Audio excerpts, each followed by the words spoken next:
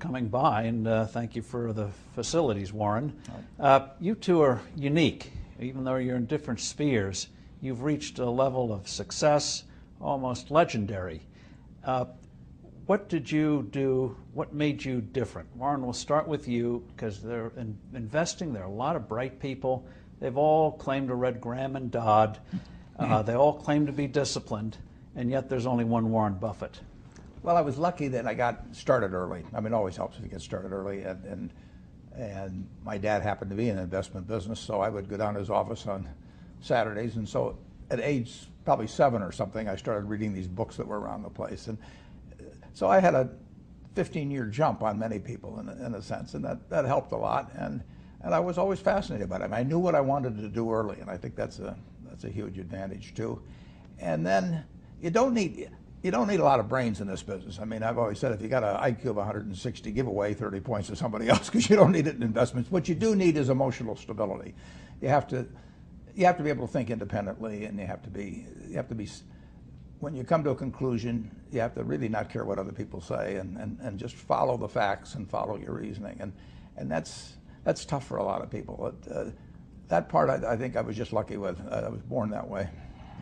In terms of emotions, it's a truism that in investing, emotions are your enemy. Absolutely. That when the market's good, if you feel good, don't. If you feel bad, you should probably do it. Right. But how did you? What was that extra thing where so many will acknowledge that, and yet we saw in the current crisis they panicked while you went into seemingly potential disasters like GE and Goldman Sachs. Yeah. I can't really tell you I mean, I didn't learn in school or anything. It never bothered me if people disagreed with what I thought, as long as I felt I knew the facts. I mean, there's a whole bunch of things I don't know a thing about. I just stay away from those.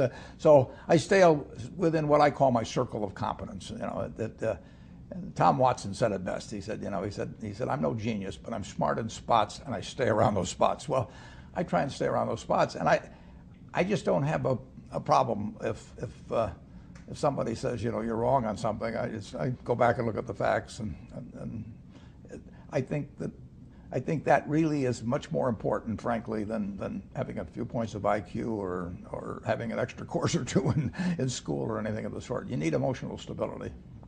And so in terms of people who are not even in the business, if they, I think we were talking when we had dinner the other day about how in tennis, most of us are never going to get to Wimbledon. But if we just focus, as somebody once said, get the ball over the net. Don't try to be fancy about it. Just get the ball over the net.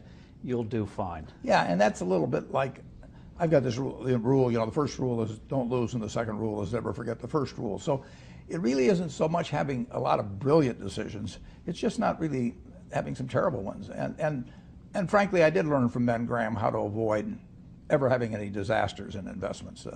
It wasn't that you were going to come up with the very smartest thing, but if you never have any significant losses, some singles and doubles will produce a lot of runs before you get through.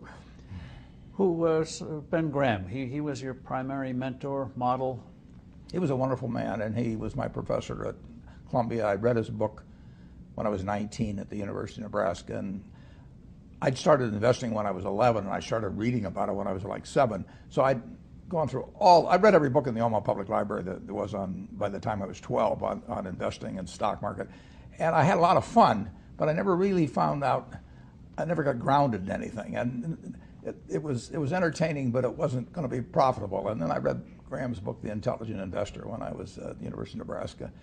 And that just opened the whole thing up to me. Yeah, and I named my oldest son is named Howard after my dad, Graham Buffett, and he was a marvelous man. Never expected anything from me in return. He just did all these things for younger people. You have just a couple of quick examples of the things that he did that you will look back on? It's one thing to read something, but quite another to see it in action. Well, but what he did was he got me thinking, not as a stock as something with a ticker symbol that wiggles around and that that you look at charts on or anything.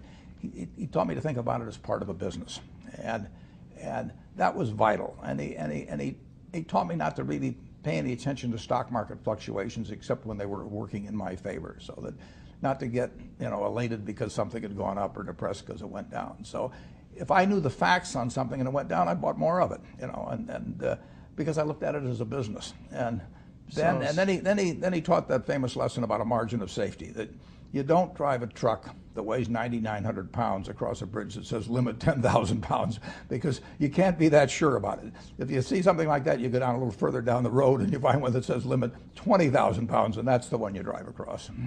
So he, in effect, taught you that stocks weren't just numbers. Numbers were shorthand for flesh and blood businesses. Absolutely.